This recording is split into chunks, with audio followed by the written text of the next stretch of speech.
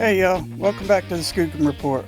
I'm Bob, and I have another awesome BFRO Bigfoot encounter story for you today. This gentleman says that this incident occurred in approximately August of 97 or 98. He says, I can't recall offhand the exact year any longer. And this happened on private land near Campbellsburg, Indiana. And me and a couple of my friends were camping. And the terrain of this private land is moderate hardwood forest, heavy leaf litter, and only mildly rugged. There are several caves, all of them quite extensive as privately held cave systems go. There's also a valley with a small creek and a disused cabin. We had two separate incidents on this particular camping trip. On the first night, we camped at the top of the valley so we could look down on the cabin and the creek, mainly because it was a pretty overlook and we could see the stars. After dinner and a couple of beers, and no one was intoxicated by no means, I have to add that, and people say, you were out there drinking and seeing things.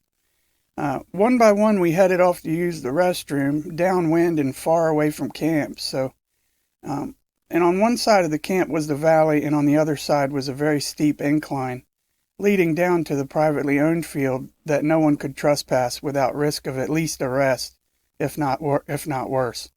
As I started out into the forest to relieve myself, I heard the distinct sounds of someone walking purposefully up the steep incline.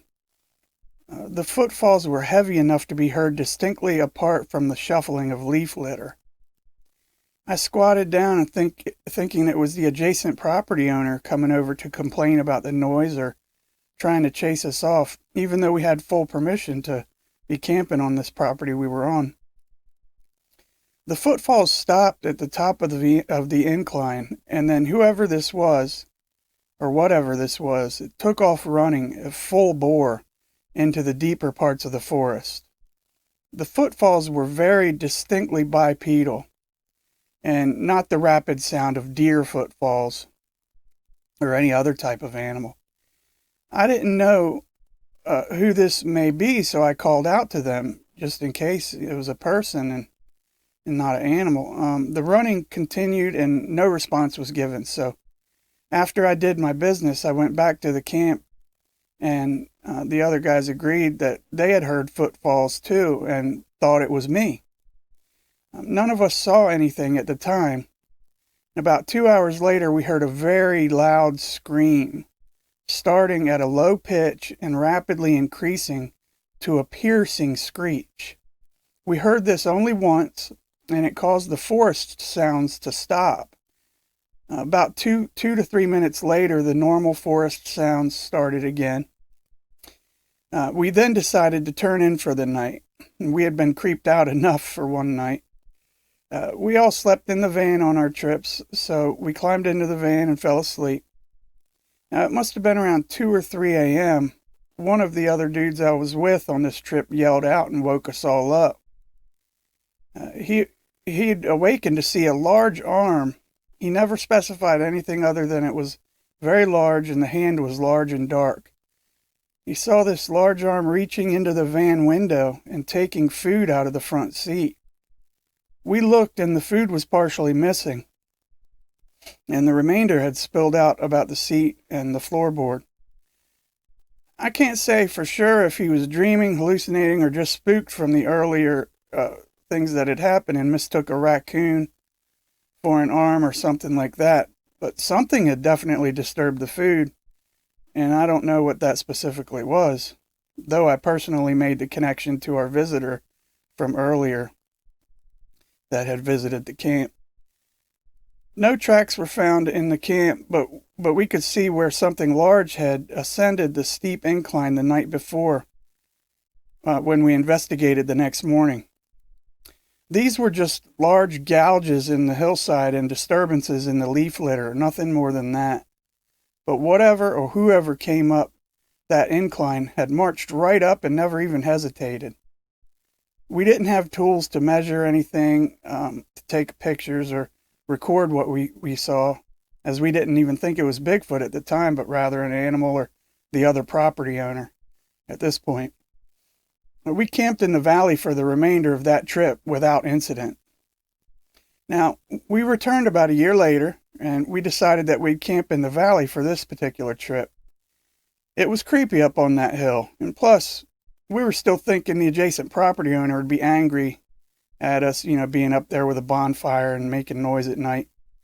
We had 3 uneventful nights in the valley. The 4th night was different. Other than the noise of the stream and the normal night sounds, they were generally absent, except for the occasional owl call or other sporadic noise.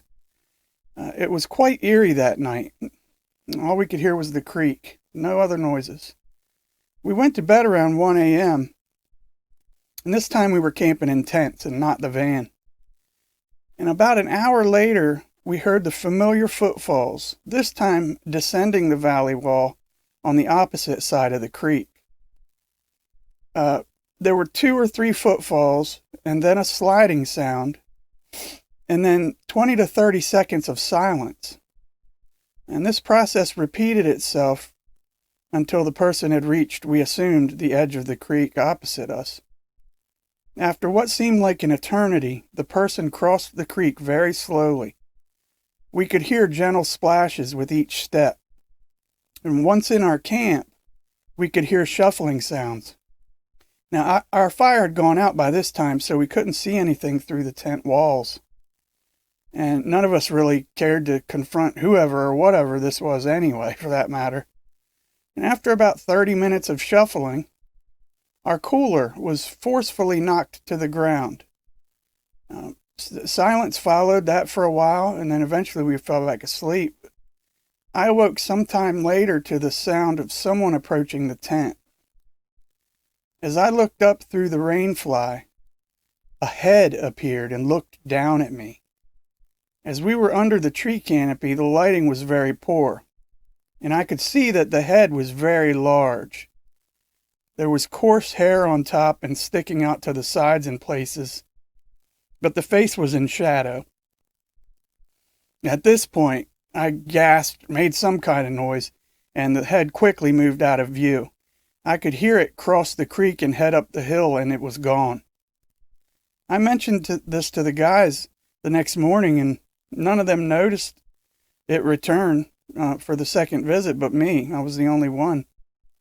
We had no further disturbances.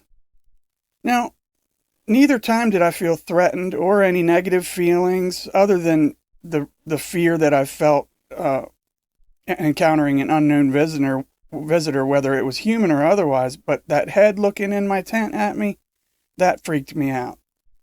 And the stealthiness of this visitor clued me in that this was not a man looking to scare us, but rather likely a startled Bigfoot, and then, the second time, an inquisitive Bigfoot. I poked around quite a bit on the property, and I didn't see any obvious sign of a large animal. There were lots of deer, and the disused cabin had several bedding areas in it. Something or someone had bedded down in there many times in the past, and the area looked disused as well. The bedding areas were on both floors of this cabin. There was a second floor to this cabin, and there were bedding areas upstairs in it as well. Now, an investigator followed up and had a phone interview with this gentleman, and he says, "I spoke to the witness about these incidents for a couple hours, and I found him to be sincere about what he experienced. According to him, the slope that the creature walked up on, using 2 legs, it would be very hard for a human to climb without using one's arms. And this occurred at about 10 p.m. The scream came from their north, the direction the creature ran towards, and lasted about 8 seconds. It wasn't too far away, maybe about 1,000 feet. And the passenger side window that was left open a bit, where there was food taken from a dinner plate on the passenger seat, one of the witness's friends saw the hairy arm reach in for the food. The witness himself didn't see this, but was told about it afterwards, and 2 plates were taken containing macaroni, beans, and hot dogs. I guess Bigfoot wanted a midnight snack. A year later, they returned to the same general area for more camping, and he got the impression that whatever was coming down the hillside was trying to be quiet.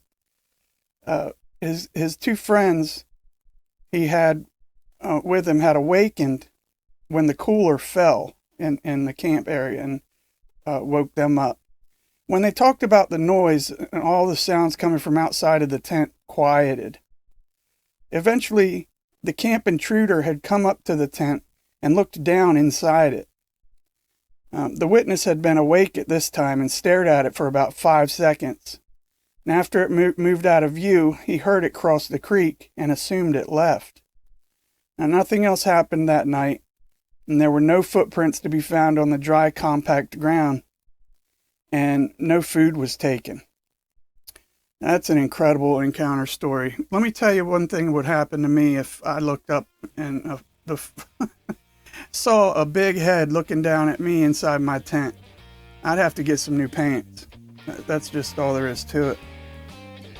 Thank you for coming back to the Skookum Report, y'all, and I appreciate you. If you or anyone you know has had a encounter or a sighting that you want up on the channel here, just shoot me an email at skookumreport@gmail.com. That's skookumreport@gmail.com. And I'll be sure to get it up on the channel for you so everybody can hear it.